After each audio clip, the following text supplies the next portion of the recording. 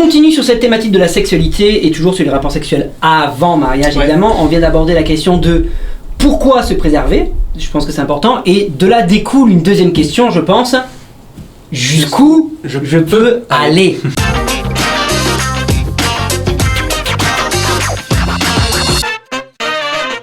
Ça, c'est une bonne question. C'est une question qu'on m'a déjà posée. De même pour moi. On t'a déjà posé ce type de questions. Donc, qu'est-ce que tu réponds? Jusqu'où je peux aller? Je suis en couple avec un copain, une copine, c'est plus ou moins sérieux. J'espère plus sérieux que moi d'ailleurs, quand même. C'est clair.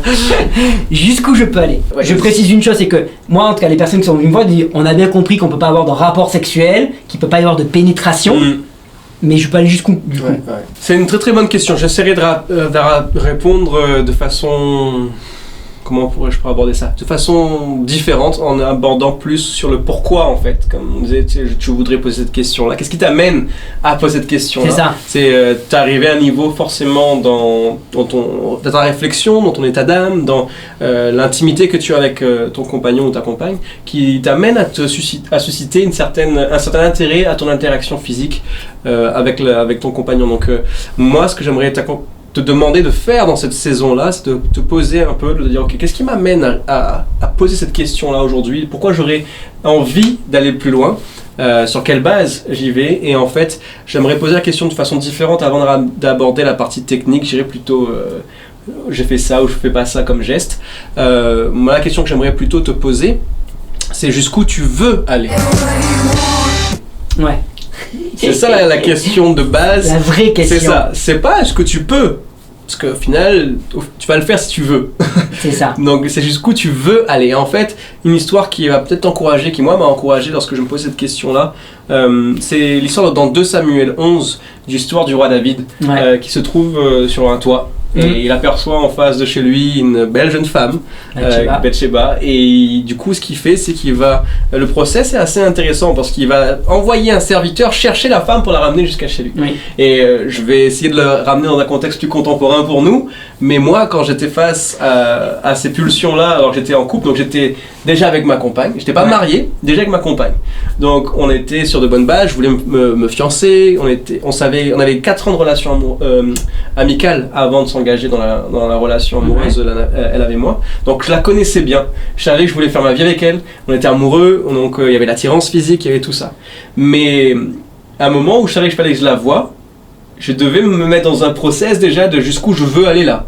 Sur la prochaine rencontre que j'aurai. Pas uniquement sur le long terme. Là, c'était problématique. On reste encore dans la thématique de la sexualité. Donc là, qu'on parle de moi en tant que jeune gars, comment j'allais gérer mes pulsions une fois que j'allais être avec elle. Parce que c'est quand même une bonne chose d'avoir des pulsions et une attirance physique, sexuelle pour ta compagne. Sinon, c'est problématique pour le reste de ta vie. Donc, on est d'accord là-dessus. Donc, l'idée, c'est pas de dire c'est pas bon les pulsions. L'idée, c'est de dire comment tu vas les gérer lorsqu'elles vont arriver. C'est ça. Donc, c'est pour ça que je voulais d'abord aborder la question sur jusqu'où tu veux vraiment aller, parce que ça va venir. C'est pas ce que tu peux gérer ou pas. C'est ce que tu es prêt à préparer en amont pour pouvoir traverser tout ça si tu veux. Et donc moi j'ai dû me poser la question, qu'est-ce que je vais faire? Parce que je savais que si j'attendais de me retrouver dans la situation, c'est mort. C'est trop tard. C'est mort. J'aurais dû prier 15 heures avant, je vous garantis, intercéder, jeûner. Le moment arrive et il y a les pulsions qui sont là, c'est comme si j'avais plus de contrôle et que je pensais qu'à une seule chose. Mais ça, c'est physique et c'est le ressenti qu'il y a entre un homme et une femme qui s'aiment et qui sont attirés l'un par l'autre physiquement. On dit encore, on le disait au début de la vidéo, c'est pas forcément le problème ça. Le problème, c'est qu'est-ce qu'on va produire à partir de là qui va susciter des complications. Donc c'est pour ça que j'insiste sur le point de qu'est-ce que tu veux. Et je finis sur la partie plutôt biblique, spirituelle, pour amener l'analogie dans le concret avec aujourd'hui, les circonstances d'aujourd'hui. Mais quand le roi David, il était sur cette terrasse-là, en fait, c'est qu'il avait fui une bataille que Dieu lui avait assignée. En fait, il devait aller sur le champ de bataille. Il n'y est pas allé. Et il s'est levé dans la nuit, et il a fait face à une bataille pour laquelle il n'était pas préparé. Et il a fait face à une bataille pour laquelle il n'était pas préparé. Amazing! Et c'est ça le danger pour nous aujourd'hui. Si tu fuis les batailles dans ta vie en tant que jeune, pour lesquelles Dieu a préparé pour toi en cette saison, tu vas te retrouver face à des batailles pour lesquelles tu n'es pas préparé et tu vas échouer. C'est ça. Parce que tu n'as pas la mesure de grâce qu'il faut pour affronter ça. Donc moi je t'encourage à te poser, à te dire attends, c'est quoi la saison dans laquelle je suis? Est-ce que c'est mon compagnon qui doit dicter mes décisions par rapport à mon futur, à mon ministère, à mon appel, à mon service dans l'église. Ah, je peux plus venir servir parce que tu sais, je dois faire un moment avec ma petite copine. Ouais, mais parce que t'es pas venu servir à l'église ou à la célébration ou avec ton leader que tu te retrouves dans une chambre seule dans le noir et que tu dis je suis désolé, j'ai glissé. Non, je rigole, mais j'essaye de faire un résumé. Oui, non, je rigole nerveusement. Non, mais j'imagine. C'est tellement ça. C'est ce que j'ai eu comme témoignage. C'est tellement ça. Et admettons qu'on croit ton ressenti émotionnel que t'as pas voulu. Oui, c'est ça. Bon, admettons. Mais il y a eu un process. C'est un peu comme le roi David là, il va dire je demande pardon à Dieu, il essaie de se rattraper à la fin de l'histoire. Il est repentant.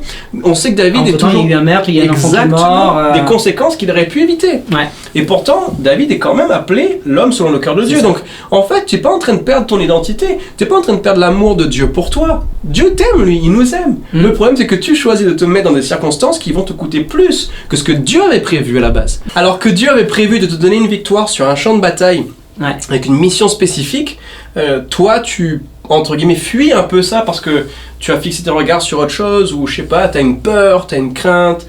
Admettons tu n'y t'y retrouves pas.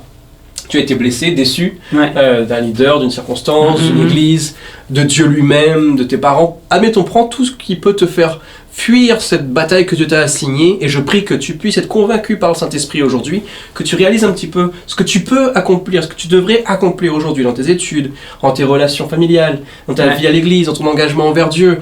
C'est des choses qu'en tant que célibataire, on devrait prendre du temps à construire. Parce que quand tu as une vie de famille, quand tu es marié, tu n'as plus le même emploi du temps. Tu n'as plus les mêmes capacités à te donner au niveau d'énergie. Tu as un enfant bas âge, c'est pas pareil. Carrément. Je sais. Donc tu vois, il y a tout ça qu'il faut...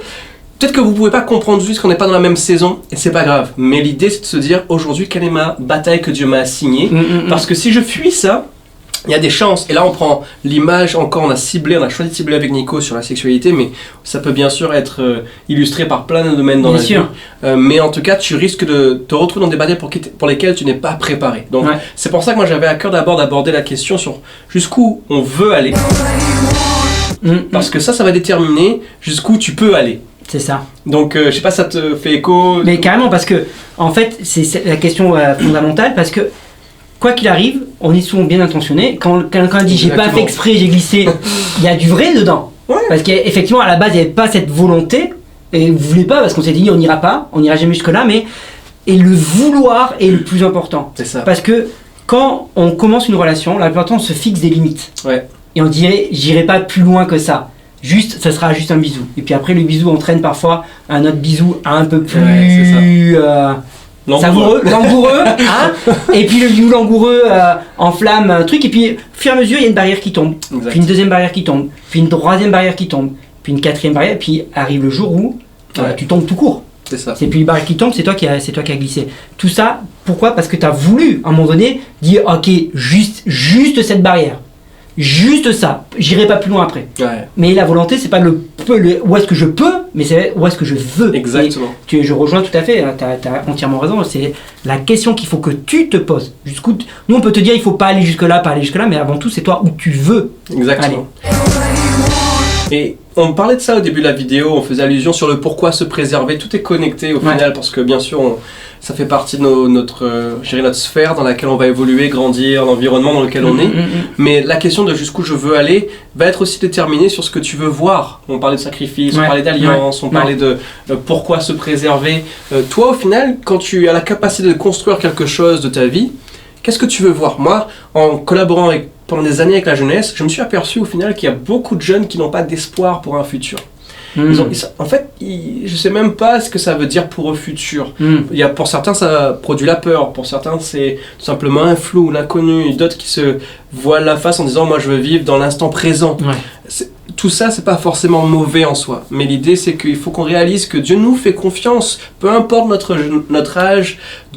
C'est écrit aussi, Paul dit à Timothée, personne ne te méprise pour ton jeune âge, mais par contre tu dois être un exemple dans des domaines, et notamment la pureté. Donc cela signifie en fait que Dieu nous fait confiance et nous donne la capacité de coécrire, si je puis dire, avec lui, notre histoire et les circonstances.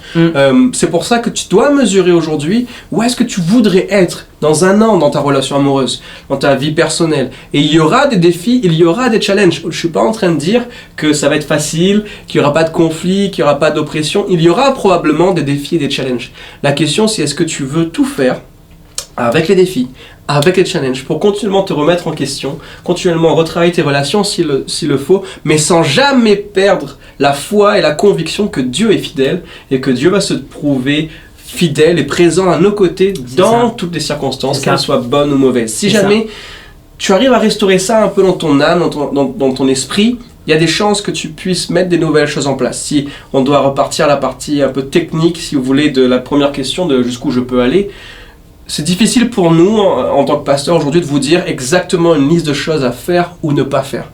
On pourrait le faire, mais c'est pas autant constructif que des choses où on pourra vous accompagner à savoir quelles sont vos limites, vos drapeaux rouges. C'est un peu comme si on parle à un angle mort, quoi.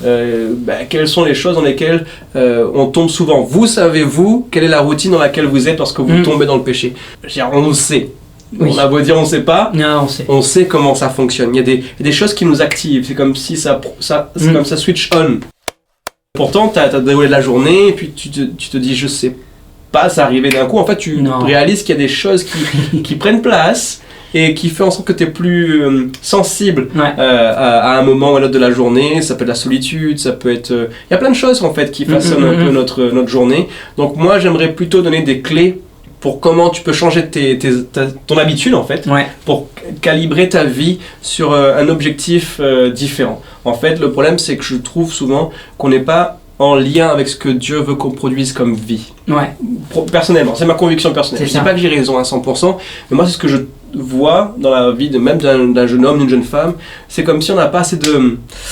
Comment dire ça, d'énergie, de volonté, de me dire je fais confiance à Dieu, sais qu'il m'appelle à quelque chose, je suis passionné, je suis en feu, j'ai envie de le servir, j'ai envie d'aller aider quelqu'un aujourd'hui, travailler dur à l'école, il n'y a pas ça, et du coup on tombe dans une certaine routine, une certaine lassitude des circonstances, un ennui. Et dans cet ennui-là, il y a plein de choses qui viennent nous activer. Et du coup, ça produit, comme tu dis, une destruction. Et notamment dans le domaine de la sexualité, où on est plus tenté à aller voir des choses, que ce soit au niveau pornographie ou d'autres choses. Et ce que j'aime bien avec l'histoire qu'on a donnée tout à l'heure dans 2 Samuel 11, c'est qu'en fait, David, il a perdu une des batailles sur ses yeux. C'est ce à quoi tu te permets de regarder continuellement. Si par exemple, pour toi, une fille dans un clip, c'est pas un problème de la regarder dénudée, il y a des chances que tu ne verras pas la limite si elle a plus de haut d'un jour. C'est ça. Parce que tu es habitué. Bien sûr. Pour toi, c'est plus la même limite. Mais c'est des choses que toi, tu auras décidé. Bien sûr. C'est des choses que toi, tu auras voulu. Et on ne pourra pas forcer l'un sur l'autre ou sur qui que ce soit d'autre une certaine limitation. C'est réellement, on devrait s'inspirer à se dire allons demeurer plus proche de Dieu, allons aider quelqu'un d'autre, allons l'encourager, allons produire une église forte, belle, accessible. Vous voyez ce que je veux dire? Si on arrive à se donner des objectifs et des cibles différentes, il y a des chances que le fruit soit différent. Bien sûr, carrément. Moi, c'est d'abord cette approche-là, je sais pas comment ça te... moi je voudrais rebondir sur David. Tu as donné l'exemple de David avec Bathsheba. En fait, moi, ça m'a souvent fait réfléchir pour ma propre vie aussi, même en étant marié, parce qu'il y a le danger de l'adultère, c'est le cas de David. Exactement. Mais tu peux l'avoir aussi avant d'être marié, si tu es avec quelqu'un, tu peux commettre l'adultère, mais le fait de coucher, pour moi, c'est le même processus en fait. Le fait d'avoir un rapport avant mariage, que ce soit avec la personne que tu aimes ou que ce soit un adultère, c'est le même processus. Et je me dis, mais au final, quand tu prends un peu de recul, quand tu prends un peu de hauteur par rapport à la situation, tu dis, mais à quoi bon de prendre le risque de gâcher toute ta vie pour 10 minutes de plaisir. Pour 10 minutes de plaisir. Parce qu'au final, David, il a quand même gâché toute sa vie. Même si c'est resté l'homme selon le cœur de Dieu, quand tu lis l'après Bathsheba, sa vie, elle est catastrophique. Toute son histoire, tous les conflits qu'il va avoir avec ses enfants, il va perdre son poste, et tu dis, mais tout ça pour 10 minutes de plaisir avec une femme. Et combien de jeunes couples, je sais pas toi, mais moi de mon côté, je le vois avec l'expérience de Jésus dans la jeunesse, combien de jeunes ont eu leur vie détruite, entre guillemets. Alors oui, ils vivent toujours aujourd'hui, ils viennent toujours à l'église, etc. Mais tu dis, ils ont gâché quelque chose à un moment donné, et ils sont toujours sauvés, entre guillemets. Mais tu sens qu'ils sont passés à côté de quelque chose. Pourquoi? Pour 10 minutes de plaisir, pour un peu de plaisir charnel, quoi. Et c'est ça la question. Au-delà de jusqu'où je peux aller, c'est jusqu'où je suis prêt à aller pour bousiller ma vie éventuellement. Qu'est-ce qui est plus important au final? Un peu de plaisir charnel ou mon avenir et ma destinée en crise, quoi. Ouais, qu'est-ce qui a le plus de poids, quoi? Qu'est-ce qui compte le plus dans ma vie? Et je pense que c'est vraiment ça. Il faut prendre un moment donné du recul, te dire wow, ok, j'en suis là avec mon copain, j'en suis là avec ma copine, mais c'est quoi? Est-ce que c'est une finalité, juste avoir du plaisir charnel? Est-ce que c'est juste ça la finalité, ou est-ce qu'il y a quelque chose au-delà? Est-ce qu'il n'y a pas quelque chose que je vais perdre? Est-ce qu'il n'y a pas quelque chose que je vais détruire, que je vais casser? Et est-ce que ça en vaut vraiment la peine, quoi? Moi, ça m'est arrivé, on prend un jeune en entretien, et le gars nous dit, bah, j'ai chuté, elle est enceinte, mais je l'aime plus, et je pensais, j'allais me séparer d'elle. Mais j'ai appris qu'elle est enceinte, je fais quoi? Si tu veux pas vivre ce genre de situation, c'est pour tout ça, pourquoi se préserver? On peut revenir sur le sujet d'avant, mais tout ça, c'est des choses. Alors, on peut mettre des garde-fous. Évidemment, il y a des zones érogènes, évite de toucher les zones érogènes, évidemment. Évite de te retrouver seul dans une pièce avec la personne. C'est des garde-fous. Malgré tout, si t'as pas décidé le je veux avant, tu peux avoir des garde-fous. Les garde-fous, comme on l'a dit tout à l'heure, vont tomber les uns après les autres. On avait dit pas dans une pièce, tu vas retrouver dans la pièce. On avait dit pas si, et tu vas le faire. Parce que la base, elle est, est-ce que jusqu'où je veux aller, jusqu'où je suis prêt à aller, et qu'est-ce qui a le plus d'importance dans ma vie? Est-ce que je suis prêt à sacrifier ma vie pour quelques minutes de plaisir?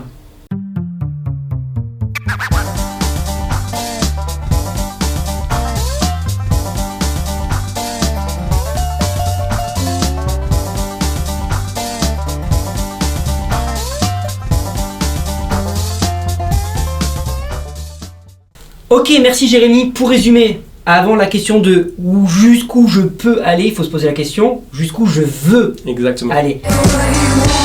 Ça, c'est vraiment important.